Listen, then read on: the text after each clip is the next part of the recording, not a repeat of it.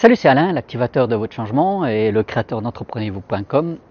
Alors, je vais vous faire, je pense, une série de vidéos sur un sujet qui me semble important. C'est finalement, je voudrais évoquer les 5 choses que j'aurais bien voulu savoir moi à 20 ans.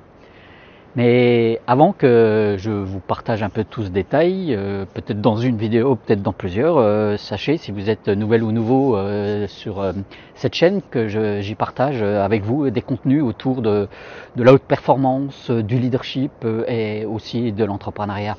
La deuxième chose que j'aurais bien voulu savoir à 20 ans est que tout ce qui nous arrive est là pour nous faire grandir.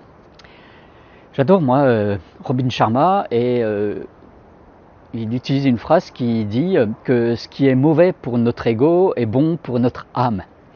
Quand on y regarde d'un peu plus près, notre ego, notre mental, va dire tu vois, cet événement était horrible, ou c'était une réunion difficile, ou un rendez-vous difficile.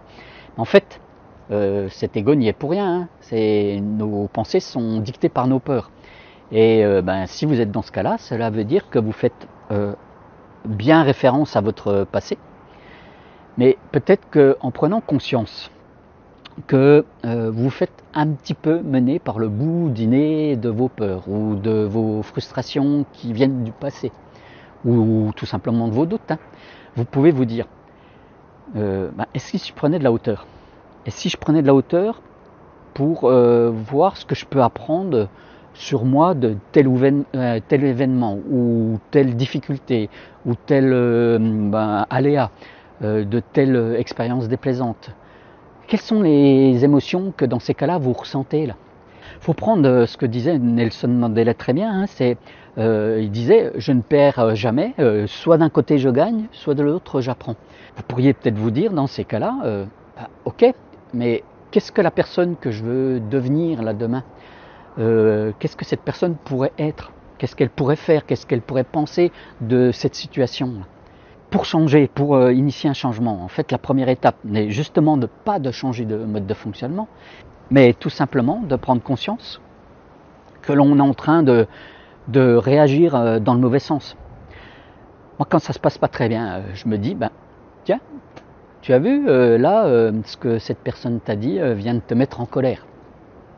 Ou tiens, ce que tu viens de vivre là m'a fait remonter ces fameuses petites voix là qui vont te dire je suis pas à la hauteur, j'ai pas assez ci, je suis trop cela.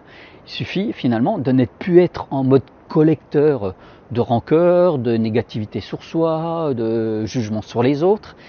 Et ce que je dis là finalement n'a rien à voir avec vivre chez les bisounours. On n'est pas là pour vivre totalement tout le temps dans le positif. Non. Je pense qu'un vrai leader, c'est quelqu'un qui se prend des claques, qui vit des échecs, qui peut se sentir ridicule, qui est parfois fatigué, stressé, mais qui sait s'en rendre compte, pour pardonner à soi, pour pardonner aux autres, pour faire mieux la prochaine fois, pour apprendre de ses erreurs. Oui, tout ce qui nous arrive finalement est bon à la condition d'en retirer les bons enseignements pour soi, pour notre rapport avec les autres. Et comme l'a écrit Nietzsche, ça date de 1888, ce qui ne me tue pas me rend plus fort. Donc il faut apprendre à capitaliser sur ce qui nous arrive au quotidien. Alors si ce dont je viens de te parler résonne, alors sache que j'ai un guide et des vidéos là, que tu peux retrouver là au-dessus qui peut t'aider à avancer sur ce chemin. Si ce que j'ai évoqué là fait du sens, il suffit de presser sur le pouce pour dire que c'est top.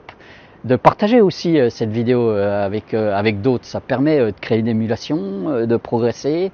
C'est comme ça qu'on avance et puis qu'on ose faire les choses. En tout cas, en attendant, on se retrouve très vite. Explore ta vie, passe à l'action et change ta réalité. À tout vite. Ciao, bye.